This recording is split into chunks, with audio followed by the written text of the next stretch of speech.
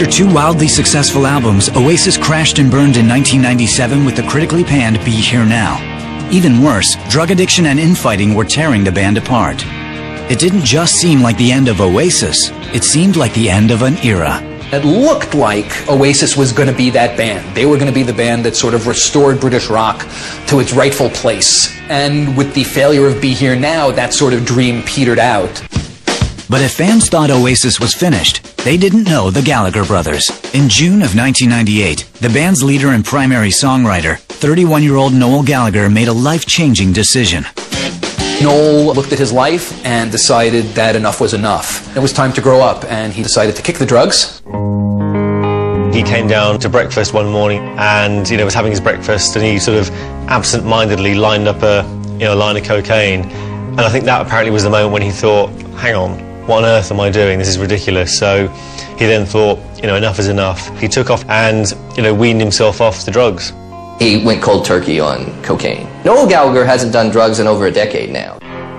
There were more changes to come. After the birth of their daughter Anais in 2000, Noel and wife Meg Matthews divorced in January 2001. Meg enjoyed being the rock star wife. Got her own column in one of the papers, became very present in the gossip columns with Noel all the time. And I think that later on when they broke up, I think it was largely because I think Noel wanted to be the rock star in the relationship. He didn't want to be in a relationship where there were two celebrities. He would eventually find love again with girlfriend Sarah McDonald. In September 2007, she gave birth to their son, Donovan. Change came for younger brother Liam as well. In 2000, shortly after the birth of son Lennon, Liam and wife Patsy Kensit parted ways. Liam ended up getting married again after Patsy Kensit to Nicole Appleton from All Saints. Today, Noel and Liam are the only remaining original members of the band. And although the lineup has changed, there has always been one constant: brotherhood, for better or for worse.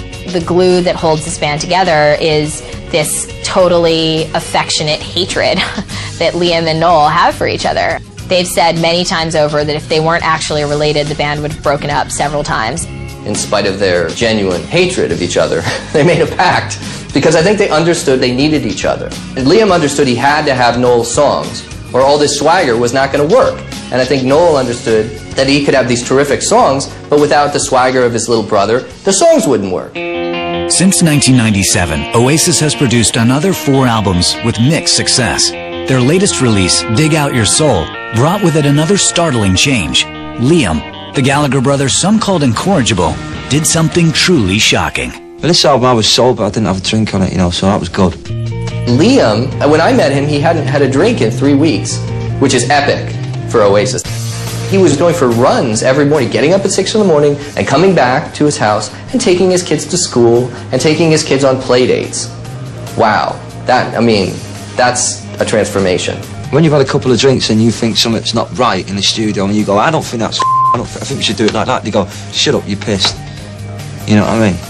So then it automatically gets blamed on the booze or you've been up all night taking drugs and that. So I thought, right, the next step for me was to go in there sober and then go, look, I ain't had a drink. Oasis might be clean and sober, but the loudmouth lads from Manchester haven't lost their knack for stirring up trouble. There was a recent controversy where Noel was told that Jay-Z was going to be headlining the Glastonbury Music Festival in England, which is essentially the biggest music festival out there. And it's traditionally been a rock-heavy festival. Ticket sales were off a little bit. They hadn't sold out. And I guess some reporter had caught Noel and said, hey, do you think that the reason that Glastonbury wasn't selling out this year is because Jay-Z is headlining? And he said something like, yeah, well, that well may be.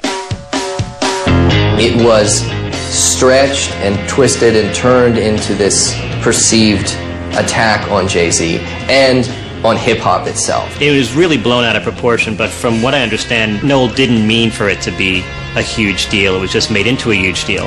And when Jay-Z went on stage, he came out strumming a guitar. Jay-Z took to the stage and started his show by singing Wonderwall. And of course, English kids being English kids, 200,000 kids in a field all sang along.